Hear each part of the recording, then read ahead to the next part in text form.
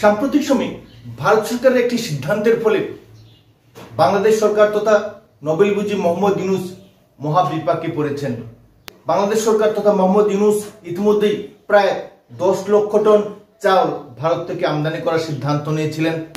জিও পলিটিক্সের বেড়াজালে পরে ইতিমধ্যেই বাংলাদেশ সরকার মহা ফাপড়ে পড়েছে, মহা সংকটে পড়েছে। কারণ ভারত সরকার বাংলাদেশকে চাল দেওয়ার ক্ষেত্রে বেশ কিছু শর্ত আরোপ করে দিয়েছে। যদিও ইতিপূর্বে তথা শেখ হাসিনার সময় এ ধরনের কোনো শর্ত ছিল না, কিন্তু নতুন করে ভারত সরকার মোহাম্মদ ইউনূসের উপর এ ধরনের শর্ত চাপানোর ফলে ভারত থেকে চাল আমদানি করা কতখানি সহজ হবে তা নিয়ে ইতিমধ্যেই বাংলাদেশের চাল আমদানিকারকরা যথেষ্ট চিন্তার মধ্যে রয়েছেন। কোটি কোটি টাকার চাল ভারত থেকে আমদানি করবে বাংলাদেশ, কিন্তু ভারত রপ্তানি করবে, অথচ ভারত সরকারই চাপিয়ে দিয়েছে বেশ কিছু শর্ত। এর মধ্যে একটি উল্লেখযোগ্য শর্তই আজ বাংলাদেশ সরকারকে ভাবিয়ে তুলেছে, চিন্তায় ফেলে দিয়েছে। ইতিমধ্যেই বাংলাদেশের আমদানিকারকরা ভারতের চাল রপ্তানিকারক সংস্থাগুলির সঙ্গে নিবিড় যোগাযোগ রক্ষা করে চলছেন। কিভাবে ভারত সরকারের এই শর্ত মেনে ভারত থেকে চাল আমদানি করা যায় এবং অতি সহজে এবং অতি দ্রুত ভারত থেকে কিভাবে বাংলাদেশের চাল রপ্তানি করা যায় তা নিয়ে উভয় দেশের শিল্প বাণিজ্য মহল যথেষ্ট চর্চায় মিলিত হচ্ছেন।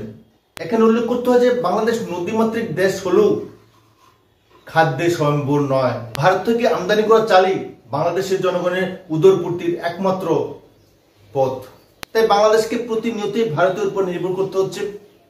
ভারত বাংলাদেশের মধ্যে যে রাজনৈতিক টালমাটাল সম্পর্ক, অর্থনৈতিক জটিলতা এবং জিও পলিটিক্সের যে ঘূর্ণাবর্ত, তার মধ্যেই বাংলাদেশ সরকার তথা মোহাম্মদ ইউনূস ভারত থেকে 5 লক্ষ টনের বেশি চাল আমদানি করার সিদ্ধান্ত নিয়েছিলেন এবং এর মধ্যে প্রায় 1 লক্ষ টন আতপ চাল, বাকি সিদ্ধ চাল। কিন্তু উভয় ক্ষেত্রেই ভারত সরকার নতুন এক শর্ত চাপিয়ে দিয়েছে।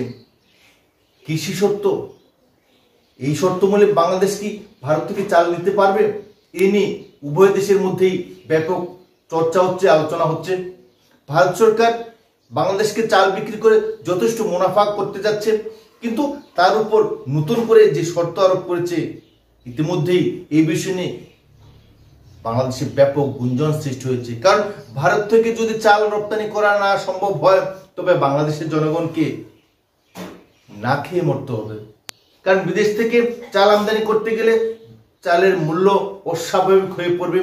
ইতিমধ্যে বাংলাদেশ অর্থনৈতিক দিক থেকে ব্যাপক ব্যাকফুটে রয়েছে।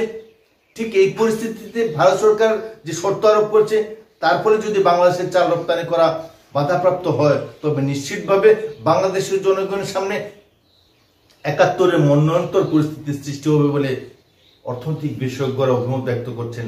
বাংলাদেশের চাল রপ্তানির ক্ষেত্রে ভারত সরকার কি শর্ত আরোপ করেছেন?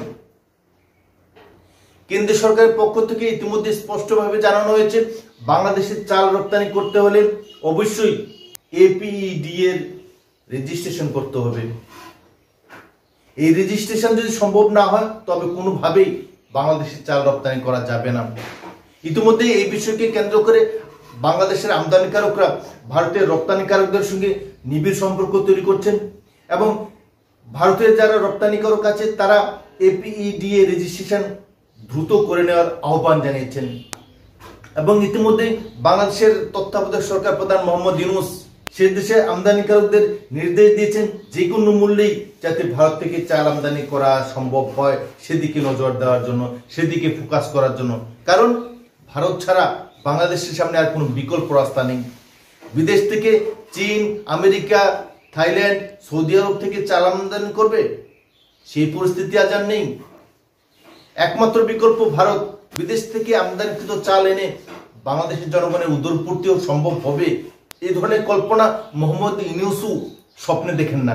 তাই স্বাভাবিকভাবে বলতে হয় যে ভারত সরকারের শর্ত মেনেই বাংলাদেশকে চাল আমদানি করতে হবে এবং সেক্ষেত্রে বাংলাদেশ সরকার যদি কোনো ধরনের চালাকি করে, তবে নিশ্চিতভাবে বাংলাদেশে কোনো চাল রপ্তানি করা হবে না।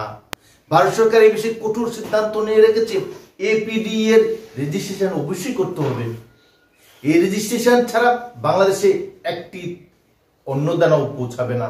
এই চাল আমদানিকে কেন্দ্র করে যে নতুন শর্ত, তাতে ভারত সরকার বাংলাদেশকে যথেষ্ট চাপে ফেলে দিয়েছে, যথেষ্ট সংকটে ফেলে দিয়েছে। এ নিয়ে যথেষ্ট চিন্তায় রয়েছেন বাংলাদেশের বুদ্ধিজীবী মহল, বাংলাদেশের ব্যবসায়ী মহল, বাংলাদেশের সুনাগরিকরা। ভারত বাংলাদেশের নিবিড় সম্পর্ক আজ তিক্ত সম্পর্কে পরিণত হয়েছে। প্রিয় দর্শক, যারা আজ বাংলাদেশ থেকে এই অনুষ্ঠান দেখছেন, আপনারা কি ভাবছেন? আপনাদের কি মতামত অবশ্যই লিখে জানাবেন। উভয় দেশের মধ্যে এই ধরনের তিক্ত অর্থনৈতিক রাজনৈতিক সম্পর্ক আর কতদিন চলবে? তিক্ত সম্পর্কে দ্রুত অবসান কি আপনারা চান না? তাহলে অবশ্যই কমেন্ট করে জানান আপনাদের প্রিয় চ্যানেল ফাইন্যান্স প্ল্যানারে।